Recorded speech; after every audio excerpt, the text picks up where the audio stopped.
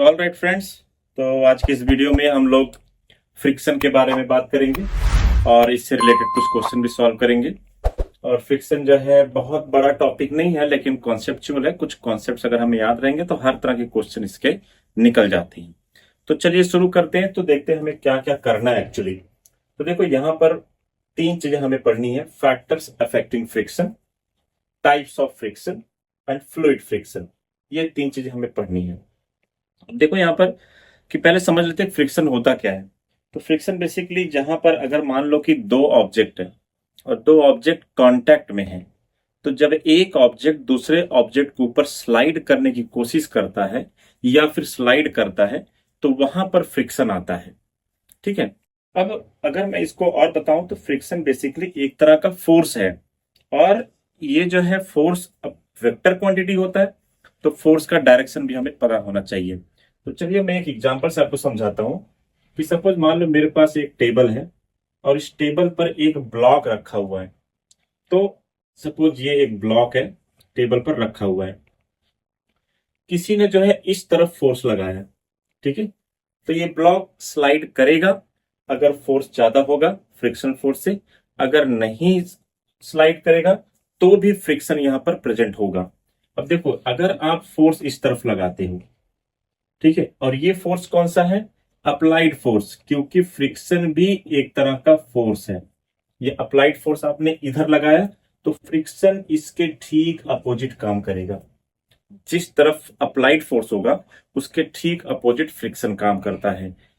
और डिटेल में अगर और क्लियरली बोलूं तो ये जो है अप्लाइड फोर्स के अपोजिट टेंजेंशियली काम करता है। कैसे काम करता है? टेंजेंशियली काम करता है। अगर आपने इधर फोर्स लगाया तो ये ऐसे काम करेगा। अगर मान लो कोई इंक्लाइंड सरफेस है और उसके ऊपर अगर एक ब्लॉक रखा हुआ है, ठीक है, अब ये ब्लॉक इधर आएगा, स्लाइड हो रहा है या फिर नहीं भी हो रहा है तो भी फ्रिक्शन प्रेजेंट होगा। तो अगर ये इस तरफ स्लाइड हो रहा है तो फ्रिक्शन आपका जो है, ये जो ग्रीन कलर से मैं बना रहा हूं, फ्रिक्शन उसके ठीक अपोजिट टेंजेंशियली क्या होगा? प्रेजेंट होगा। कहीं पर भी फ्रिक्शन जैसा भी, अप्लाइड फोर्स जैसा भी होता है, उसके ठीक अपोजिट और टेंजेंशियली हमारा फ्रिक्शन काम करता है। अब इसके बाद हम लोग देख लेते हैं कि फ्रिक्शन जो है जरूरी है या नहीं है।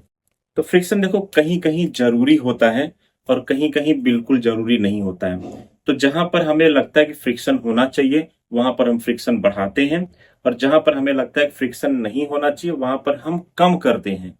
ये बिल्कुल भी पॉसिबल नहीं है कि फ्रिक्शन को पूरी तरह से खत्म किया जा सके। अर्थ पर जो है फ्रिक्शन को आप जो है बिल्कुल भी खत्म नहीं कर सकते हो, चाहे कितना भी पॉलिश्ड सरफेस हो।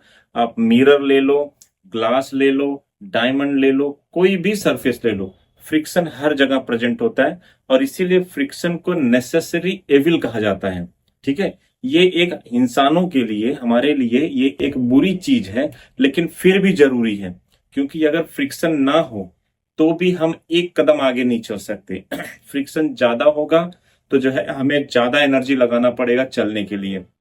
फ्रिक्शन कम होगा तो चलना भी बहुत मुश्किल होता है, और फ्रिक्शन नहीं होगा तो ट्रस्ट मी ये पॉसिबल नहीं है कि इंसान एक कदम भी चल सके। ठीक है, तो इसलिए जहां हमें जैसा जरूरत पड़ता है हम वहां पर जो है फ्रिक्शन को जो है कम ज्यादा अपने हिसाब से बनाते हैं। जैसे कोई दो मशीन दो गियर कॉन्टैक्ट्स में होते हैं तो वहां पर भी फ्रिक्शन होता है, तो हमें वहां पर फ्रिक्शन को कम करना पड़ता है। तो कम करने के लिए हम क्या करते हैं वहां पर बेसिकली, तो वहां पर हम ग्रीस लगाते हैं, ऑयलिंग करते हैं, लुब्रिकेंट्स यूज करते हैं ताकि फ्रिक्शन कम से कम रहे। और जहां पर हमें लगता है फ्रिक्शन ज्यादा होना चाहिए वहां पर हम सरफेस को रफ बनाते हैं और भी दूसरे मेथड अडॉप्ट करते हैं ताकि हमारा फ्रिक्शन जो है वहां पर ज्यादा से ज्यादा रहे। और जैसे मान लो गाड़ी है, कार है, तो कार में प्रॉपर ब्रेक लगना चाहिए। तो अगर कार में अगर फ्रिक्शन नहीं होगा रोड और टायर के बीच में, तो एक बार मान लो कार चल गई तो इसके बाद फिर जो है उसको रोकना इम्पॉसिबल हो जाएगा, क्योंकि फ्रिक्शन प्रेजेंट नहीं है। तो ये फ्रिक्शन है जो कार को रोकता है। हम दौड़ते हैं, धीरे धीरे रुकना शुरू करते हैं, तो ये बिकॉज ऑफ फ्रिक्शन होता है। ठीक है, और अगर मान लो कि कोई सरफेस है वो जो है फ्रिक्शन लेस है, ठीक है, तो हालांकि ये चीज पॉसिबल नहीं है, लेकिन जस्ट इमेजिन कर लेते हैं कि अगर फ्रिक्शन लेस है, कार खड़ी है उस सरफेस पर, तो वो कार एक कदम भी नहीं चल सकता, यहां तक कि आप भी नहीं चल सकते अगर फ्रिक्शन लेस है। तो इसलिए जो है फ्रिक्शन को हम लोग नेसेसरी एविल कहते हैं। दूसरा एग्जाम्पल ऐसे देखो, कहीं कहीं हमें फ्रिक्शन चाहिए होता है। जैसे मान लो कोई स्पोर्ट्स है कबड्डी, तो कबड्डी में क्या होता है, एक अपोनेंट दूसरे अपोनेंट को पकड़ता है। तो पकड़ता है तो खेलते खेलते हमारे शरीर से पसीना भी आता है, और पसीना आने से क्या होता है, हमारे हाथों पर जो है एक जो है ऑयली, या फिर आप कह सकते हैं कि बहुत स्लिपरी हो जाता है हमारा हाथ। तो ऐसे में अगर आप अपोनेंट को पकड़ेंगे तो उसको भी पसीना हुआ है, तो हमारा जो है वहां पर फ्रिक्शन बराबर नहीं होगा, ग्रिप नहीं बनेगा, वो छुड़ा के भाग सकता है। इसीलिए प्लेयर क्या करते हैं, ड्राई मिट्टी होती है ना, सूखी मिट्टी, वो अपने हाथ में लगाते हैं, ताकि जब अपोनेंट आए तो उसको अच्छे से ग्रिप बना के पकड़ा जा सके। तो इसलिए फ्रिक्शन कहीं कहीं जरूरी होता है, कहीं कहीं फ्रिक्शन जो है हमें जरूरी नहीं होता है। लेकिन ये पॉसिबल नहीं है कि फ्रिक्शन को पूरी तरह से कम किया जा सके, पूरी तरह से खत्म नहीं कर सकते, कम कर सकते हैं। ग्रीस यूज करते हैं, ऑयल यूज करते हैं, लुब्रिकेंट्स यूज करते हैं। अब हम लोग यहाँ पर देख लेते हैं फ्रिक्शन जो है किस पर डिपेंड करता है। तो यहाँ पर हमारा जो पहला टॉपिक है, ये friction, on what factor friction depends. तो ये जो पहला फैक्टर होगा, ठीक है, ये पहला फैक्टर है basically nature of surface in contact. Nature of surface in contact. आप नोट्स बना लेना, और ये जितना बता रहा हूं उतने में से ही सीटेट में आने वाला है, ठीक है, और आएगा तो एक भी क्वेश्चन नहीं छूटेगा। तो nature of surface in contact. अब जैसे देखो, कोई जो है मान लो एक ईंट है, ठीक है, ब्रिक है, और अगर ब्रिक जो है अगर आप स्लाइड करते हो किसी चीज पर, ठीक है, तो वो जो है फ्रिक्शन ऑफर करेगा। मान लो कोई सरफेस से पत्थर है, या फिर आप फ्लोर पे ही मान लो ब्रिक को अगर आप स्लाइड करते हो तो वो फ्रिक्शन ऑफर करेगा। लेकिन जस्ट इमेजिन करो, अगर उसी ब्रिक को मैं जो है अगर पॉलीथीन में रैप करके तब स्लाइड करूं, तब क्या होगा, तब पत्थर जो ईंट है वो इजिली स्लाइड होगा। तो इसका मतलब क्या होता है कि nature of surface in contact, ठीक है, किस तरह का सरफेस है, रफ है या फिर स्मूथ है। अगर रफ होगा तो फ्रिक्शन जो है ज्यादा होगा, स्मूथ होगा तो फ्रिक्शन कम होगा। और दूसरा जो है बेसिकली, दूसरा जो हमारे पास फ्रिक्शन है, दूसरा जो फैक्टर है, वो है यहां पर wait of the body. Weight of body, ठीक है। अब इसको एक एग्जांपल समझते हैं। मान लो ये कोई सरफेस है, और ये हमारे पास जो है एक ब्रिक यानी कि ईंट रखा हुआ है, ठीक है। अगर आपने जो है फोर्स लगाया इधर, ठीक है, मान लो ये फोर्स है 2 न्यूटन, और ये ब्रिक स्लाइड करना शुरू कर गया, फ्रिक्शन ऑफर होगा इसको। और फ्रिक्शन का डायरेक्शन किधर होगा, अगर आपने फोर्स इधर लगाया है, फोर्स अगर इधर लगाया है तो फ्रिक्शन इसके ठीक अपोजिट टेंजेंशियली होगा। कैसे होगा, टेंजेंशियली होगा। तो ये फ्रिक्शन आपका जो है इस तरफ होगा। अगर फोर्स इस तरफ होगा तो फ्रिक्शन इस तरफ होगा, सीधी सी बात है, अप्लाइड फोर्स के अपोजिट, बट टेंजेंशियली होगा। आगे देखते हैं। तो अब देखो, अगर 2 न्यूटन पे चलने लगता है, तो अगर मैं यहां पर जो है एक और ब्रिक रख दूं,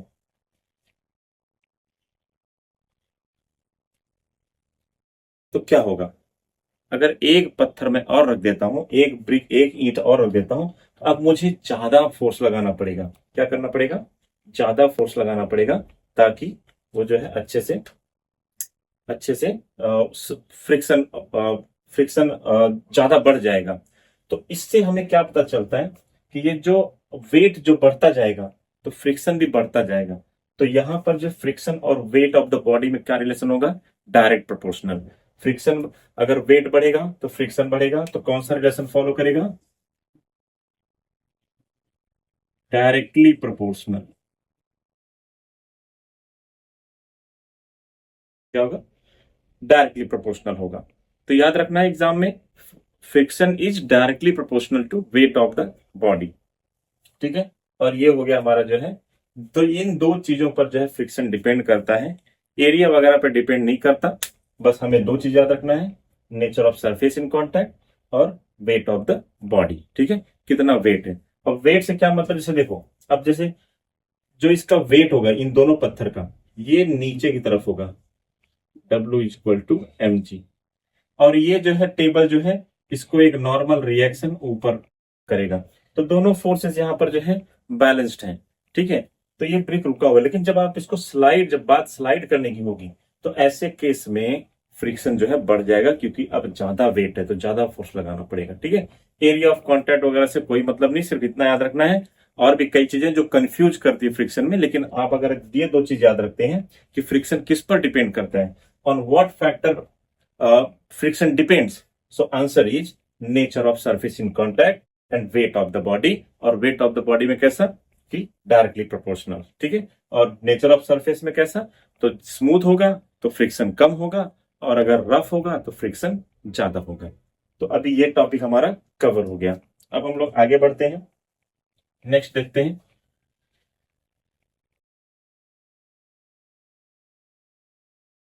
नेक्स्ट है टाइप्स ऑफ फ्रिक्शन।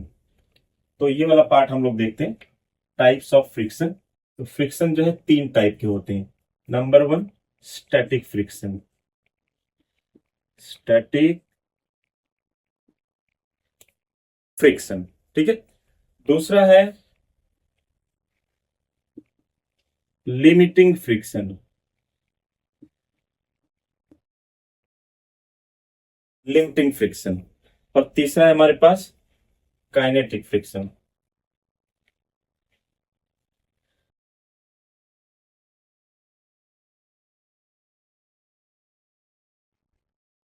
अभी तक हमें क्या समझ में आया, फ्रिक्शन जो है दो चीज पर डिपेंड करता है। एक तो आपका जो है nature of surface in contact, दोनों सरफेस किस तरह के हैं, स्मूथ है या फिर रफ है। और इसके बाद दूसरा जो है वेट है, ये फैक्टर हो गया। और टाइप्स ऑफ फ्रिक्शन तीन तरह के होते हैं, स्टैटिक फ्रिक्शन, लिमिटिंग फ्रिक्शन और काइनेटिक फ्रिक्शन। इस काइनेटिक फ्रिक्शन में भी दो टाइप्स होते हैं। इस काइनेटिक फ्रिक्शन में दो टाइप्स है। एक है आपका जो है स्लाइडिंग फ्रिक्शन, स्लाइडिंग। और दूसरा है रोलिंग फ्रिक्शन। स्लाइडिंग फ्रिक्शन और रोलिंग फ्रिक्शन, देखो नाम काइनेटिक से ही पता चल रहा है कि जब बॉडी चलने लग गई तो उसमें क्या होगा, काइनेटिक एनर्जी आएगी। तो इसलिए इसको हम लोग कहते हैं काइनेटिक फ्रिक्शन। और काइनेटिक में भी अब बॉडी या तो स्लाइड करेगा या तो रोल करेगा। अगर बॉल है तो बॉल रोल करता है, अगर कोई ब्लॉक है तो वो क्या करेगा, स्लाइड करेगा, वो रोल नहीं करेगा। तो इसीलिए दो टाइप्स के फ्रिक्शन हो गए। अब वन बाय वन हम लोग इसको डिस्कस करेंगे। सबसे पहले हम लोग स्टैटिक फ्रिक्शन पे जाएंगे।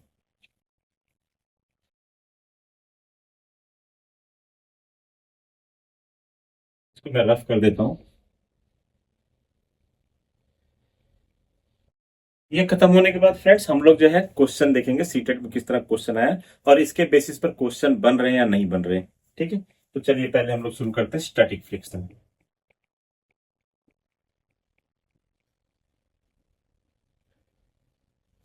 स्टैटिक का मीनिंग होता है कि कोई चीज जो रुका हुआ है, स्टेशनरी है, ठीक है, ऑब्जेक्ट एट रेस्ट। तो जब भी कोई चीज रुका होगा, ठीक है, जब तक वो चल नहीं रहा है तब तक वो स्टैटिक फ्रिक्शन में आएगा। मान लीजिए ये एक सरफेस है, इस पर एक ब्लॉक रखा हुआ है, ठीक है। और अब जो है ये रुका हुआ है, हालांकि आप फोर्स लगा रहे हो, मान लो इस पर मैं फोर्स लगाता हूं, फोर्स लगाता हूं, मान लो ये 5 न्यूटन पर ये जो है चलना शुरू करेगा।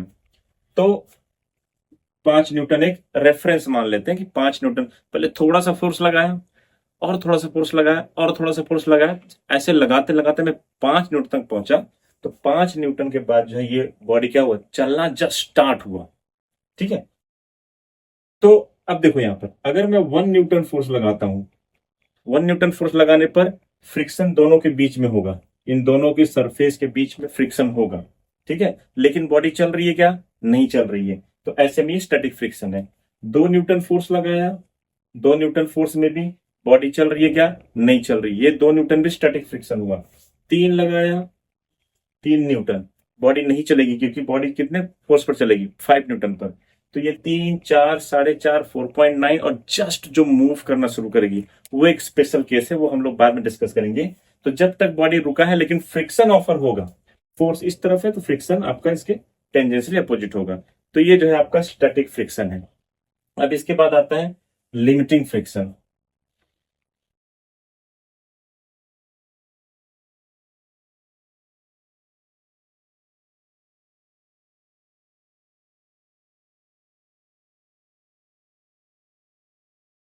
लिमिटिंग फ्रिक्शन डिस्कस करते हैं, यही स्पेशल केस है जो मैं आपको बता रहा था। लिमिटिंग फ्रिक्शन में क्या होता है, जैसे मान लो जो मैंने एग्जांपल दिया,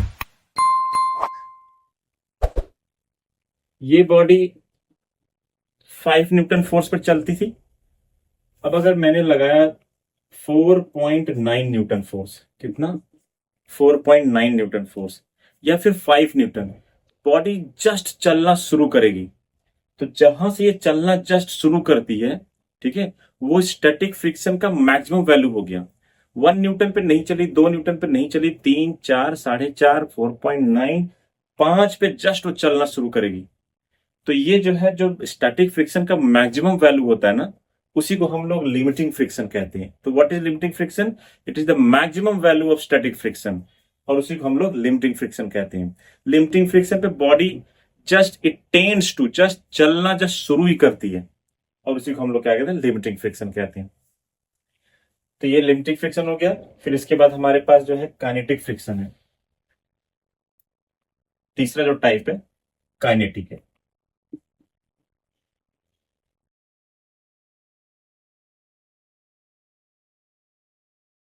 काइनेटिक फ्रिक्शन में देखो अभी दो टाइप्स के हैं। एक है आपका स्लाइडिंग। तो स्लाइडिंग फ्रिक्शन देखो क्या होता है, जब बॉडी किसी के ऊपर स्लाइड करे, ठीक है, तो वो हमारा जो है, और लेकिन चलते रहना चाहिए, ठीक है, रुकी है तो स्टैटिक रहेगी। लेकिन अगर जैसे फोर्स लगा हुआ है और बॉडी चल रही है, तो ऐसे केस में ये स्लाइडिंग फ्रिक्शन होगा। और अगर मान लो इसे कोई स्फेरिकल चीज है, मान लो लकड़ी का राउंड शेप में ब्लॉक है, या फिर बेलन हो गया, जैसे मम्मी लोग खाना बनाते हैं, रोटी बनाते हैं, ठीक है, तो वो जो है बेलन क्या रोल करते हैं वो, ठीक है, तो वो जो है रोलिंग फ्रिक्शन ऑफर होता है चपाती और बेलन के बीच में। या फिर जो है कोई बॉल है, बॉल ग्राउंड पर रोल कर रहा है, तो वहां पर ग्राउंड के बीच में और बॉल के बीच में रोलिंग फ्रिक्शन होगा। तो ये स्लाइडिंग फ्रिक्शन, और दूसरा टाइप क्या हो गया, रोलिंग।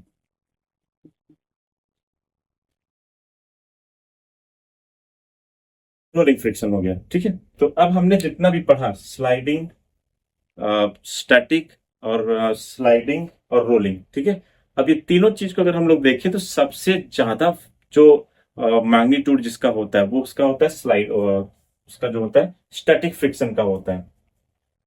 तो अगर हम लोग वैल्यू की बात करें, तो ये हमारा जो टाइप है, टाइप्स ऑफ फ्रिक्शन, वो कवर हो गया है। और इसमें हम लोग एक इंपॉर्टेंट चीज जिस पर क्वेश्चन बनता है उस पर डिस्कस कर लेते हैं। तो यहां पर अगर आप ध्यान से देखेंगे तो जो हमारा स्टैटिक फ्रिक्शन होता है, और फिर यहां पर हमारे पास स्लाइडिंग फ्रिक्शन, और फिर यहां पर मान लो रोलिंग फ्रिक्शन। इन तीन चीजों में याद रखना है कि सबसे ज्यादा जो वैल्यू होगा, सबसे ज्यादा जो फ्रिक्शन जो होता है, उसका स्टैटिक फ्रिक्शन का सबसे ज्यादा होगा, फिर स्लाइडिंग का होगा, स्लाइडिंग का सबसे ज्यादा, सॉरी स्टैटिक का सबसे ज्यादा, फिर स्लाइडिंग का, फिर रोलिंग का। रोलिंग फ्रिक्शन जो क्या होता है, एकदम कम होता है। अगर मान लो कोई लकड़ी का बड़ा बड़ा जो है, या फिर कोई ब्लॉक है, ठीक है, अगर उसको लेके जाना है, तो उसको जो है राउंड शेप में जो लकड़ी होता है ना, उसके ऊपर रख दो, तो वो रोल करते हुए आराम से लेके चला जाएगा। क्योंकि रोलिंग फ्रिक्शन क्या होता है, सबसे कम होता है। सबसे ज्यादा क्या होता है, स्टैटिक फ्रिक्शन। इसीलिए अगर आप ध्यान से देखोगे तो जो कार वगैरह होती है ना, कार में जो है जो पहला गियर होता है उसमें सबसे ज्यादा पावर होता है, ठीक है। चौथे गियर में पावर कम होता है, जबकि सबसे ज्यादा पावर कहाँ, कौन से गियर में होता है, वो फर्स्ट गियर में। क्योंकि 1,000 किलो की कार अगर है, ठीक है, उसको जस्ट उठाना है, जस्ट चलाना है, तो ज्यादा पावर की जरूरत पड़ती है। एक बार बॉडी चल गई तो कम फोर्स में भी वो चलती रहती है।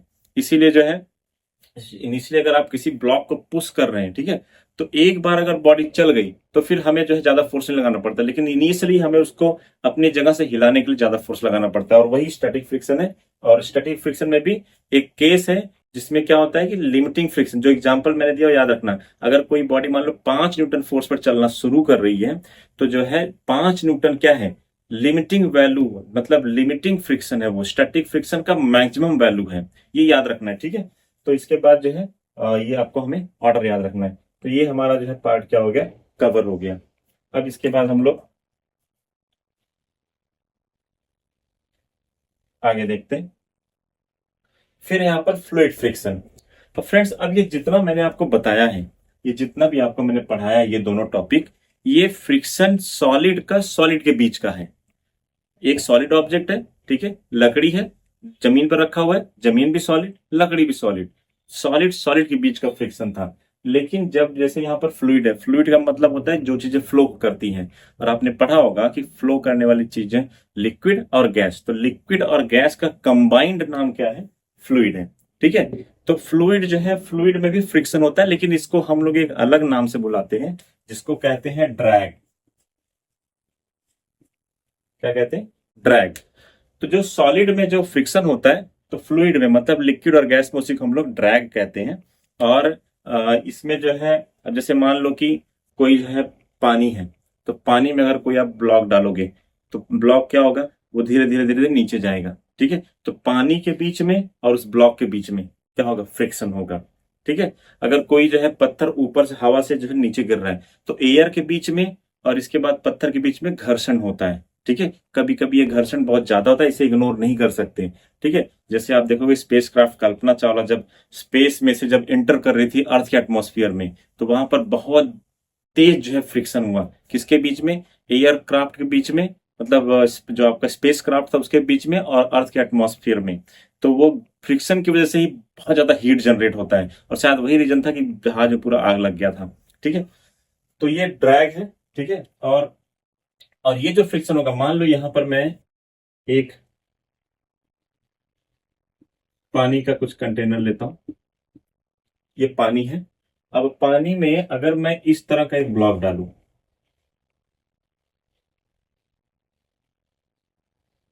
अब ये ब्लॉक को अगर मैंने छोड़ दिया, तो ये पानी में क्या होगा? धीरे धीरे जाना शुरू करेगा, ठीक है।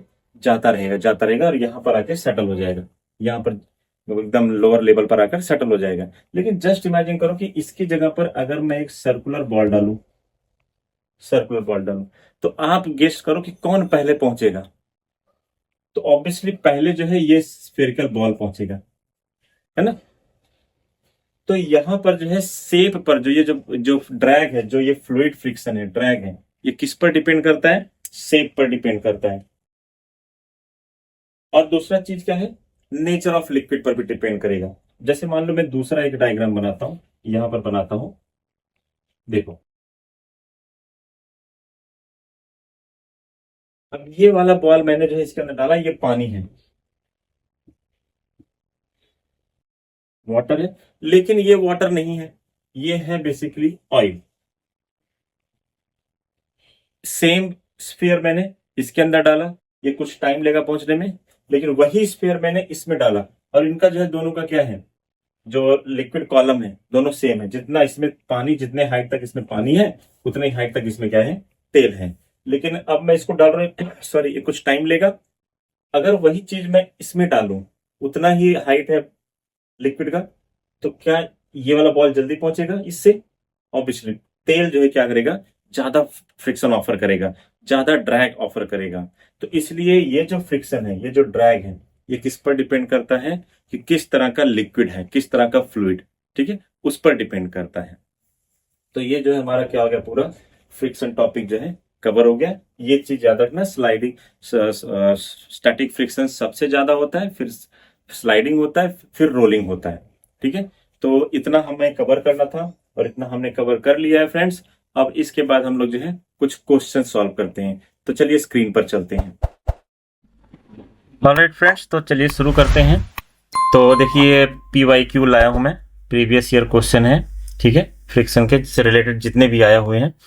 तो यहाँ पर देखो क्या है पहला question, why are the sole of the shoe treaded. तो मतलब जो जूता होता है उसका जो सोल होता है उसको जो है ट्रेडिंग किया जाता है। तो इसलिए किया जाता है ताकि जब कोई चले तो फ्रिक्शन ज़्यादा से ज़्यादा हो और गिरे ना, क्योंकि फ्रिक्शन हमें चलने में हेल्प करता है, फ्रिक्शन रहेगा तो ही हम चल पाएंगे। तो यहाँ पर ऑप्शन है to decrease friction, to increase friction, to increase life of the shoes, to give shoes more protection. तो इसका करेक्ट आंसर है टू इंक्रीज द फ्रिक्शन। तो देखो फ्रिक्शन बढ़ाने के लिए हम लोग यूज करते हैं। नेक्स्ट क्वेश्चन की तरफ बढ़ते हैं। Identify the incorrect statement from among the following. तो ये जो भी इतना स्टेटमेंट दिया हुआ है इसमें से इनकरेक्ट हमें, तो ऐसे क्वेश्चन पे फ्रेंड्स हमें जो है थोड़ा फोकस करना चाहिए, ध्यान देना चाहिए कि यहाँ पर पूछा है इनकरेक्ट, तो इनकरेक्ट हमें पूछना है। तो सबसे पहले देखते हैं करेक्ट कौन कौन सा है। तो the friction The friction force on an object moving through a fluid depends upon its shape. तो देखो मैंने अपने वीडियो में बताया अभी कि वो जो है शेप पर डिपेंड करता है, तो ये करेक्ट स्टेटमेंट है। और ये क्वेश्चन देखो सीटेट 2019 में आया हुआ है। तो फ्रिक्शन जो ड्रैग होता है, जो फोर्स होता है फ्लूइड में, वो बॉडी के शेप पर डिपेंड करता है। Ball bearings are use to increase the friction between parts of the machine. तो दो मशीन के पार्ट्स के बीच में बॉल बियरिंग डाला जाता है और वो बेसिकली फ्रिक्शन को कम करने, मशीनरी पार्ट्स में फ्रिक्शन कम होना चाहिए, तो घिस घिस के वो जल्दी खराब हो जाएगा, उसका लाइफ जो है कम हो जाएगा। तो इसलिए यहाँ पर जो है ये तो जो है इनकरेक्ट स्टेटमेंट है, लेकिन आगे भी हम लोग पढ़ लेते हैं option. Friction between two surface in contact can never be eliminated on the earth. तो सही बात है, ये करेक्ट है। मैंने बताया अपने वीडियो में कि अर्थ पर जो है दो बॉडी के बीच का जो फ्रिक्शन है वो हम लोग एलिमिनेट नहीं कर सकते, खत्म पूरी तरह से नहीं कर सकते, कुछ ना कुछ फ्रिक्शन रह ही जाता है, चाहे जितना भी आप उसको पॉलिश कर दो, स्मूथ बना दो। Rolling friction is less than sliding friction. सही बात है, रोलिंग फ्रिक्शन सबसे कम होता है। तो यहाँ पर ऑप्शन नंबर 2 जो है ना आपका, यही करेक्ट इनकरेक्ट है, तो यही करेक्ट हो जाएगा क्योंकि पूछा ही इनकरेक्ट है। तो यहाँ पर ball bearing are use to increase friction between parts of machine, ये गलत है, फ्रिक्शन कम करने के लिए होता है। आगे बढ़ते हैं नेक्स्ट क्वेश्चन की तरफ। Which of the following is the correct increasing order of rolling, static and sliding friction? CTET में 2012 में आया वो क्वेश्चन है। तो यहाँ पर देखो सबसे ज्यादा क्या होता है, स्टैटिक फ्रिक्शन। तो यहाँ पर पूछा है इंक्रीजिंग, मतलब बढ़ते क्रम में, मतलब सबसे ज्यादा जो रहेगा वो जो है लास्ट में रहेगा, और हमें पता है सबसे ज्यादा स्टैटिक होता है, तो स्टैटिक वाला ये देखो एक लास्ट में है, तो यही हमारा करेक्ट ऑप्शन हो जाएगा। ज्यादा टाइम नहीं वेस्ट करना चाहिए ऐसे क्वेश्चन में, 10 सेकंड के अंदर आपका जो है क्वेश्चन सॉल्व हो जाता है, फिर अगले क्वेश्चन की तरफ बढ़ जाना चाहिए। मैं आपको बता चुका, CTET is all about time management. जितना अच्छे से आप टाइम अपना बचा लेंगे उतना अच्छा रहेगा, नहीं तो क्वेश्चन छूट जाता है। On which of the following factor does the friction between a block kept on table depend? तो कौन से फैक्टर में, फैक्टर भी मैं पढ़ा चुका हूँ वीडियो में। तो आप देखिए, nature of surface of block and table, wait of the block. तो ये दोनों पर डिपेंड करता है, सरफेस किस नेचर का है, रफ है या स्मूथ है, खुरदरा है या फिर जो है बहुत अच्छा पॉलिश किया हुआ है, या फिर वेट ऑफ द ब्लॉक। तो ये मैंने बताया अभी कि अगर जो है वेट बढ़ा देंगे तो फ्रिक्शन भी क्या होगा, बढ़ता चला जाएगा। बोथ 1 और 2 जो है करेक्ट ऑप्शन है। आगे बढ़ते हैं। Which of the following activity shows advantage of friction? Walking, सही बात है, अगर फ्रिक्शन नहीं होगा तो हम नहीं चल सकते, तो ये हमारे लिए एडवांटेज है। राइटिंग ऑन ब्लैक बोर्ड, तो अभी मैं व्हाइट बोर्ड पर लिख रहा था तो वहां पर जो है जो लिख पा रहा था that is because of friction. अगर मैं यही ग्लास सरफेस पर लिखता तो मार्कर उतने अच्छे से नहीं चलता, तो इसलिए जो है ये हमारे लिए एडवांटेज है। लाइट मैच स्टिक, सही बात है, और मैच स्टिक के बीच में मतलब माचिस के तीले के बीच में और माचिस में अगर घर्षण नहीं होगा, अगर फ्रिक्शन नहीं होगा तो भी जो है आग नहीं लगेगी, इसलिए हमें जो है ये एडवांटेज है। तो हमारा जो करेक्ट ऑप्शन है ऑल ऑफ द अबव हो जाएगा। आगे बढ़ते हैं नेक्स्ट क्वेश्चन की तरफ। Scooter driver over an oily road generally slips because on the oily road. Inertia of scooter tyres increases, नहीं, इनर्शिया तो यहाँ पे जो है क्या होगा, नहीं होगा, क्योंकि इनर्शिया मतलब मास होता है, मास नहीं बढ़ता है, मास कांस्टेंट रहता है। मास बढ़ता है लेकिन उसके लिए हमें जो आइंस्टाइन्स की थियरी ऑफ रिलेटिविटी में जाना पड़ेगा, जिसका की फॉर्मूला है m=m0 √1 - v²/c²। ये जो है हमारे सिलेबस में नहीं है, हमारे सीटेट टॉपिक में हायर लेवल की फिजिक्स है। तो मास जब कोई चीज बहुत तेज चलता है, लाइट की स्पीड के कंपेयर में आ जाता है, तो उसका मास जो है चेंज होता है, लेकिन ये स्कूटर वगैरह उतना तेज नहीं चलती है, ठीक है। तो स्कूटर का इनर्शिया जो है इंक्रीज नहीं होगा।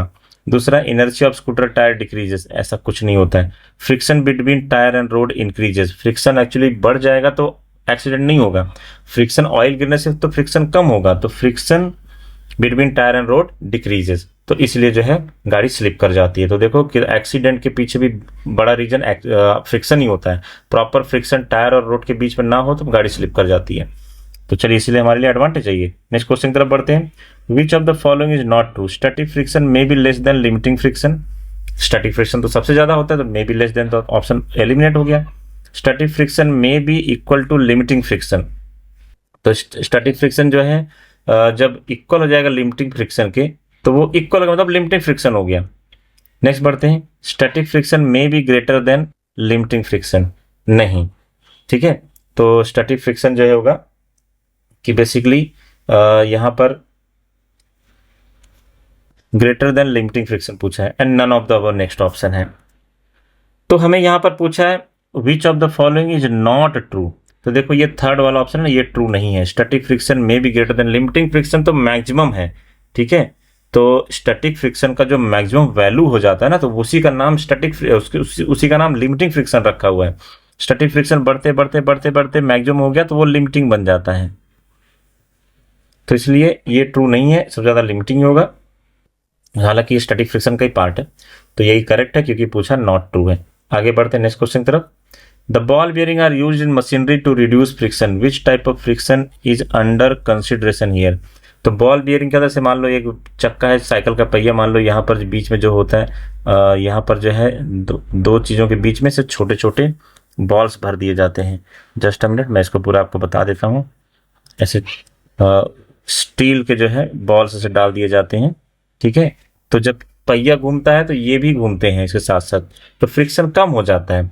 तो बेसिकली यहाँ पर जब घूम रहा है मतलब चल रहा है, मतलब उनके अंदर काइनेटिक एनर्जी है, तो मतलब यही हमारा जो है करेक्ट ऑप्शन हो जाएगा, ठीक है, याद रखना ये।